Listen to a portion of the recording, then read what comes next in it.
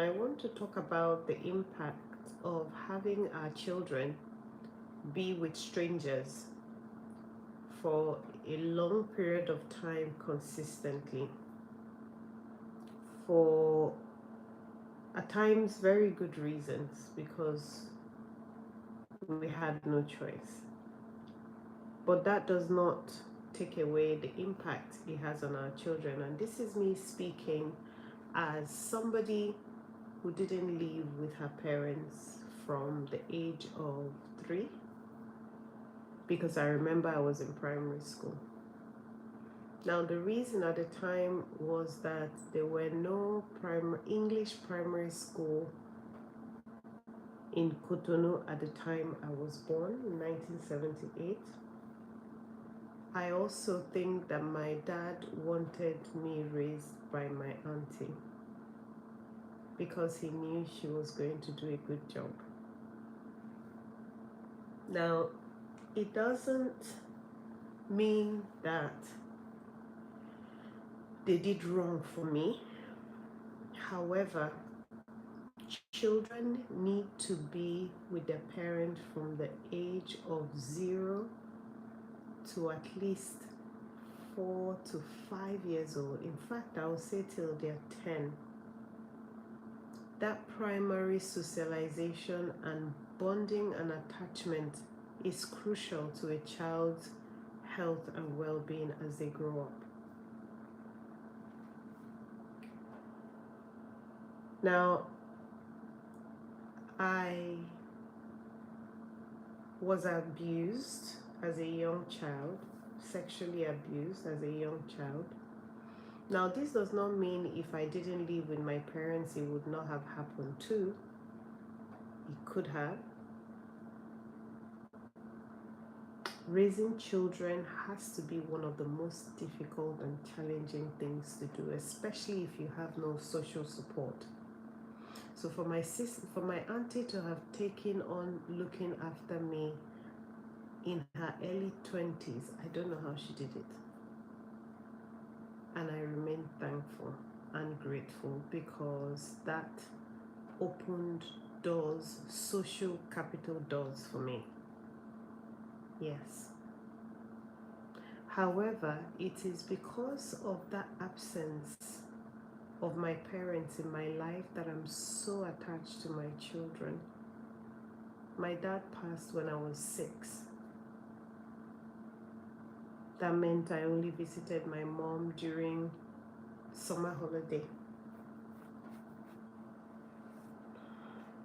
Yeah.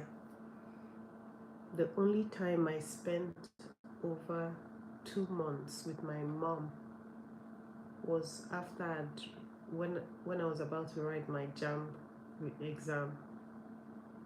I stayed with her for some time. It was such a good time because it had never happened for me.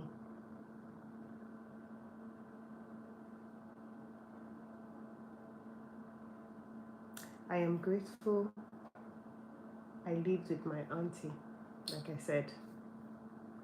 But I know that nothing, and I pray that nothing will make me start to consider to have my children being raised by some other person. I think because I want to make up for all the things, all the bonding I didn't get through them.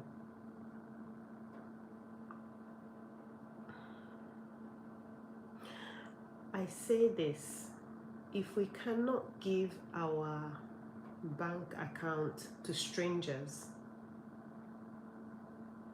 if we can't give details of our bank account and our bank account to somebody to manage, how do we hand over a grown child to a stranger to look after? These are questions I'm asking myself long after I've had my own children and had them at some point being looked after by a nanny for some time. So I had children, or I had my first son, and the depression I experienced was off the scale. I'm not even sure I knew it was depression I was suffering from. I don't think I understood that. I was so scared to take my son out. It took a friend who flew all the way from Amsterdam, come here, took me out with my son in a buggy to give me confidence to take him out of the house. That's how depressed I was. I had anxiety. I remember that night she massaged my body and she said, just sleep, don't worry about the baby, I'll look after him. I slept like a baby. The importance of a strong support system during childbirth cannot be overemphasized. I didn't have that. I was so isolated, and that's my own. I caused it for myself. I should have known better to create a social support system. I didn't. I suffered a lot for that reason. I felt so lonely. I felt so isolated. I kind of thought that the same way I've handled everything in my life, that I could breeze through motherhood. You need a tribe when you start having children. In fact, before you start having children. And then after I had my son, I knew before I had him that I was not taking anything less than 9 months of maternity. Even if I was going to be getting peanuts, I didn't mind. But at some point, I had to go back to work because my husband was not living here at the time. So I tried to find a nanny. I found one. Every morning, as I got ready for work, I would cry. That involved waking my son up before 7 o'clock. Children should get more sleep. I'll wake him up, get him dressed, get myself dressed. I will cry in the shower. I'll take him to the nanny. Bear in mind, he will be there for more than 6 hours without his mom. I knew he wasn't being stimulated enough, but I couldn't afford anything better than the service I was getting.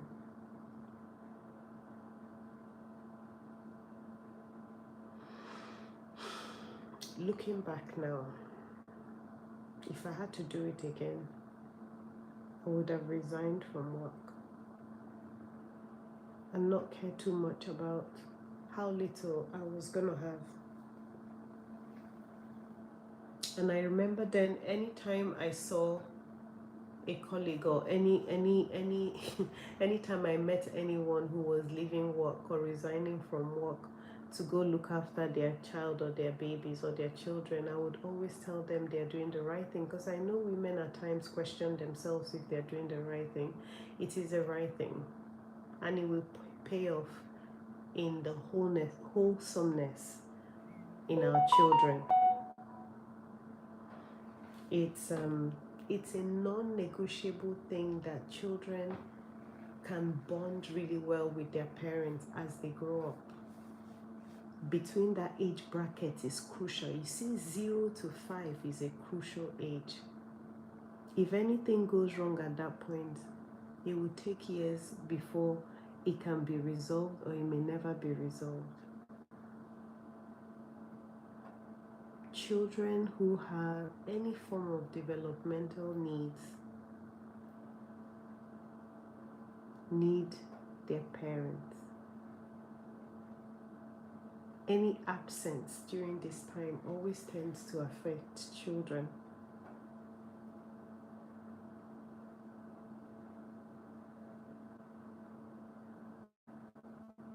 Nobody, if we know the challenge, how challenging it is to raise our own children, imagine giving them to a stranger to look after. What quality of care would they really get? This is something we need to think about and plan ahead, financially, socially, just so that we have that support system that we're looking for, that we need. I didn't know what I needed. Remember, this was my first child.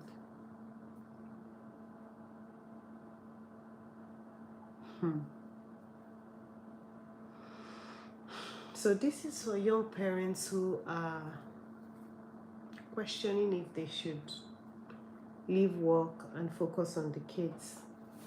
Yes, it would mean that you have less money. And for the fathers and the men, try and reassure the woman that you look after them and follow it up with action. Give them money monthly. Yes, their career is gonna retrogress. I know people who I started my job who I started the job with. They have made lots of progress in leaps and bounds. But I couldn't keep up.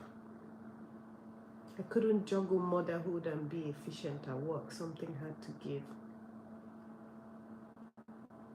Something had to give. So if you're not married yet, if you're married getting ready to have children, please build as much saving pot as you can so that when you take time off, you won't feel it. I know many young people who have left work as soon as they had a child because they understand nobody can look after that child as much as them. They need a lot of stimulation that people who are looking after multiple kids may not be able to do. Their brain at that point is like a sponge. We need to be very, very careful the kind of people we invite into our children's life. I was very, very conscious of this. So after I started work and I would drop my son with the nanny and cry my way to work, my mom finally came over. And I was so happy, but I would still cry as I got ready for work. And at times my mom would be like, why don't you leave this work? But not that I couldn't. There was just too much at stake at the time. Like I said, my husband had not relocated yet. He will visit us and then go back. And you know what the financial cost of pulling both ends would have been like. So, it was lack of planning that put us in that situation, because I know I'm somebody who's able to manage with as little as I get, knowing that the value of my decision to stay at home and not work was going to pay off in the well-being of my children. But I wasn't able to bite that bullet. And so I encourage you, if you're somebody who's able to, that you will reap the fruit of that sacrifice that you make. And those of you who also work part-time so that you have more time to look after the kids, you're making a good decision. Children should never be apart from their primary carer for up to 7 to 8 hours a day. That's a long time, especially if they're still babies. It's almost like they feel neglected, and it goes on to affect their mental health.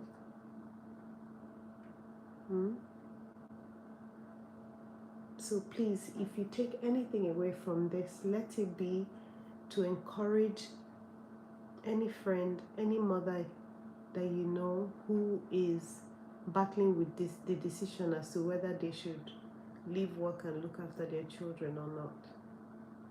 Let them know they're doing the right thing.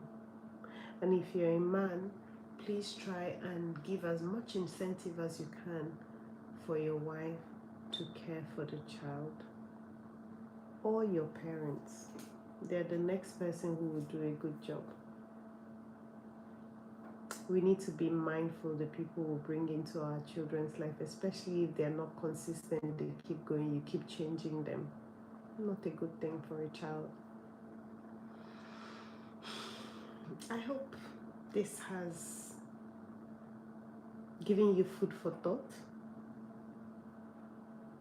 and to be able to give some level of guidance to a woman who is trying to make this decision or to take the plunge. I'll come back another time to talk about